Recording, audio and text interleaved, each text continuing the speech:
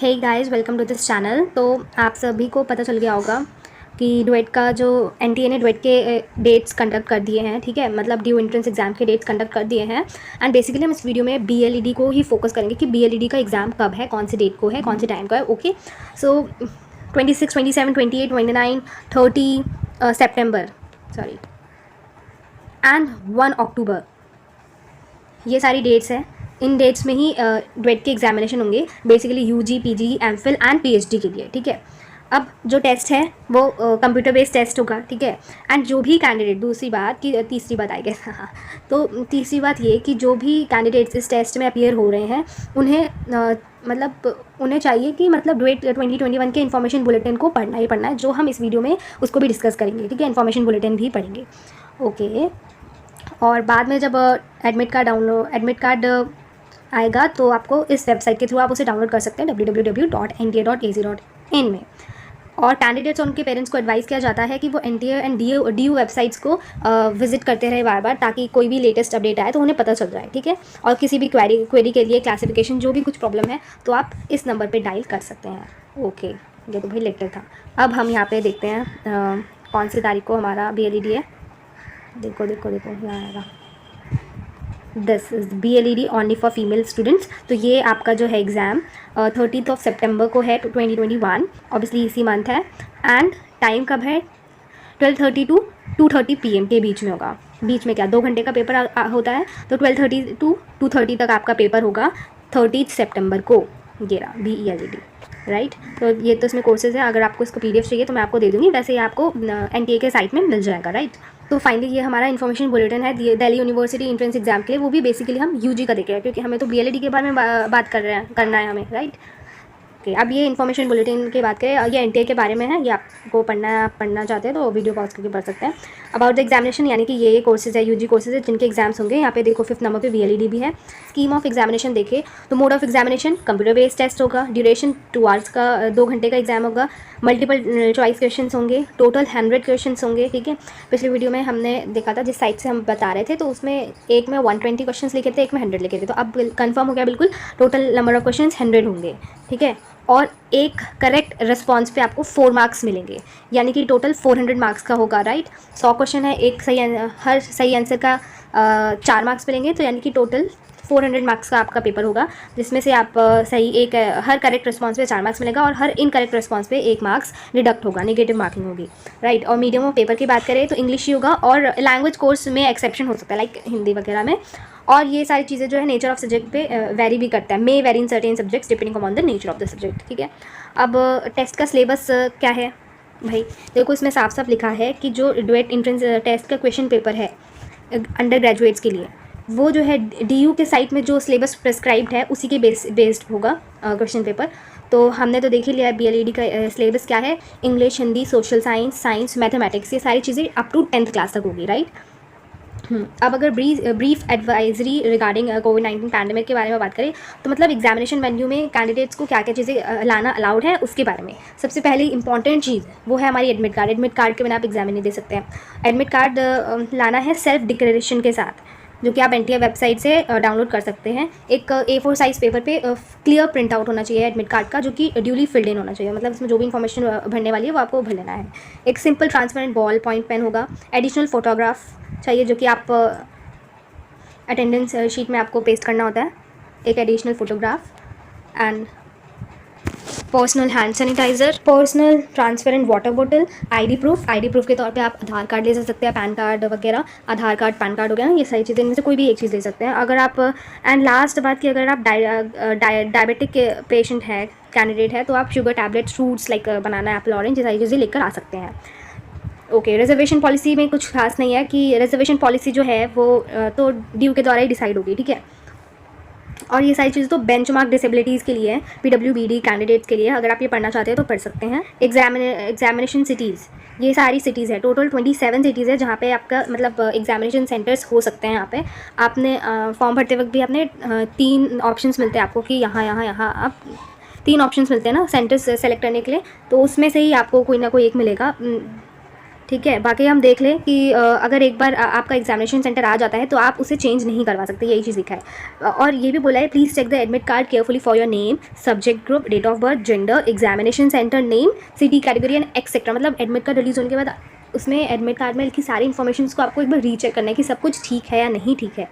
और अगर by chance कुछ प्रॉब्लम होती है एडमिट कार्ड में तो आप जो ऊपर लिखे हेल्पलाइन नंबर था ना, उस पर आप कॉल कर सकते हैं 10 AM से 5 PM के बीच में, ठीक है। However, the NTA can allocate the exam centers in a city other than the choice of cities made by the candidate on his online application form due to administrative logistical reasons। मतलब ऐसा भी हो सकता है कि आपने जो खुद से सिटी चूज़ की है ना, 3 सिटीज़, उसमें से किसी को भी ना, उसमें से ना देकर कहीं और एग्जामिनेशन सेंटर दे सकते हैं। वो डिपेंड करता है कुछ रीजंस की वजह से, कभी कुछ प्रॉब्लम हो जाए, सीट नहीं है बचा वगैरह वगैरह, तो ऐसा भी हो सकता है कि आपने जो चूज़ करा है तीन सेंटर चूज़ किया, उसमें से नहीं भी दे सकता है, उसमें से हट के भी दे सकता है। चांसेस कम होते हैं बट ज़्यादातर उन तीनों में से आपको मिल जाता है कोई। नाउ अब ये लिखा है कि आप जो कैंडिडेट्स हैं वो NTA वेबसाइट से अपना एडमिट कार्ड डाउनलोड कर सकते हैं। अभी नहीं, अभी रिलीज़ नहीं हुआ है, आपके एग्ज़ाम से 1-2 वीक पहले रिलीज़ होगा। ये आप वेबसाइट है nta.ac.in, ठीक है। Now candidates have to appear in examination at the given centre on date and shift, timing जो गिवन होगी, ओके, उनके एडमिट कार्ड में लिखा रहेगा ये सारी चीज़ें, एग्जामिनेशन सेंटर कहाँ है, डेट, शिफ्ट वगैरह, ठीक है। No candidate will normally be allowed to appear at the examination centre on the date and timing other than that is allotted by NTA to him or her. मतलब admit card में जो NTA ने allot किया उन्हें time date, आप उसी timing पे आएंगे, ऐसे कभी भी नहीं आ जाएंगे एग्जाम देने, right. In case a candidate is unable to download admit card from the website or notice discrepancy in his or her particular or photograph or signature shown in the admit card, the candidate may immediately approach the helpline of NTA। यही लिखा है, अगर आप किसी वजह से admit card download नहीं कर पाए या कुछ भी प्रॉब्लम हो गई हो तो आप हेल्पलाइन नंबर पे कॉल कर सकते हैं, राइट। 10 बजे से, सुबह के 10 बजे से शाम के 5 PM के बीच में, ठीक है। In such cases such candidates would appear in the examination with the already downloaded admit card. However, NTA will take necessary action to make correction in record later, right? अब the candidates are advised to read the instructions on admit card carefully and follow them during the conduct of examination। पहली चीज़ क्या है, candidate may please note that admit card will not be sent by post। Admit card post के through नहीं send होगा, वो आपको download करना है वेबसाइट से। अगर the duplicate admit card would be issued at the examination, मतलब ऐसा नहीं होना चाहिए कि आपके पास डुप्लीकेट एडमिट कार्ड पाया जाए, ऐसा नहीं होना चाहिए, ठीक है। Candidate must not mutilate the admit card और change any entry made there. Admit card में कोई भी इन्फॉर्मेशन को आप अपने मन से अगर चेंज नहीं कर सकते, ये सारी चीज़ें तो आपको पता ही है, राइट। ये सारी चीज़ें आपको करना भी नहीं है, किसी भी हालत में करना नहीं है बिल्कुल। और आपको अपने एडमिट कार्ड को अच्छे कंडीशन में रखना है। ये नहीं कि आपने आज डाउनलोड कर लिया, प्रिंट आउट कर लिया और 10 दिन बाद एग्ज़ाम के दिन पता चला कि आपका एडमिट कार्ड बुरी तरह से ज़ख्मी हो चुका है, ऐसा भी नहीं होना चाहिए, ठीक है। आपको फ्यूचर रेफरेंस के लिए एडमिट कार्ड्स को अच्छे से संभाल के रखना है, प्रिजर्व करके रखना है इन गुड कंडीशन में, ठीक है। उन कैंडिडेट्स के एडमिट कार्ड को इशू नहीं किया जाएगा जिनके एप्लीकेशंस इनकम्प्लीट है या फिर किसी की भी रीज़न की वजह से वो एग्जामिनेशन के एलिजिबिलिटी क्राइटेरिया को फुलफिल नहीं कर रहे हैं, तो उनको एडमिट कार्ड इशू नहीं किया जाएगा, राइट। अब आते हैं important instructions for candidates. Candidates are advise to go through instructions printed on their respective admit card carefully, okay. मतलब एग्जामिनेशन से पहले आपके एडमिट कार्ड में इंस्ट्रक्शंस भी लिखे होंगे, आपको उसको भी एक बार गो थ्रू करना है एग्ज़ाम से पहले, ठीक है। Candidate must bring the following, क्या क्या, अब देखो ये सबसे इंपॉर्टेंट बात है कि इस पर गौर फरमाइएगा सभी स्टूडेंट्स कि टेस्ट सेंटर में आपको कौन कौन से डॉक्यूमेंट्स ले जाने ज़रूरी है एग्जामिनेशन के दिन। पहला तो NTA वेबसाइट से निकाला हुआ एडमिट कार्ड का कॉपी, प्रिंट आउट, मतलब एडमिट कार्ड का कॉपी आपको प्रिंट करके ले जाना है। एक पासपोर्ट साइज़ का फ़ोटोग्राफ जो आपने ऑनलाइन एप्लीकेशन फॉर्म में अपलोड किया है, सेम फ़ोटोग्राफ होनी चाहिए ताकि आप उसे इस अटेंडेंस शीट पे पेस्ट कर सको, ठीक है, ड्यूरिंग द एग्जामिनेशन। कोई भी एक ऑथराइज्ड गवर्नमेंट फ़ोटो ID, चाहे वो ओरिजिनल हो, वैलिड हो और नॉन एक्सपायर्ड हो, ठीक है।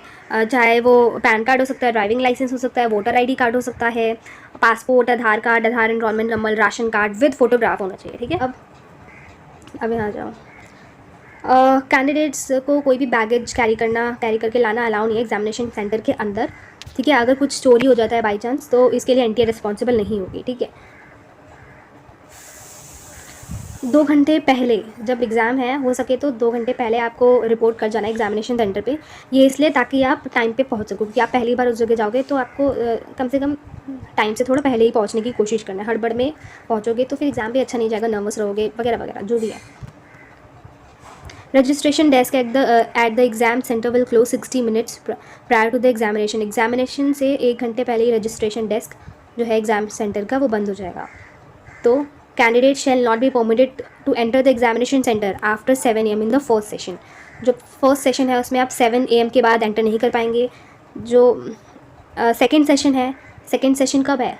12:30 से 2:30, हमारा उसी में है ना, BLED का 12:30 टू 2:30 तक है।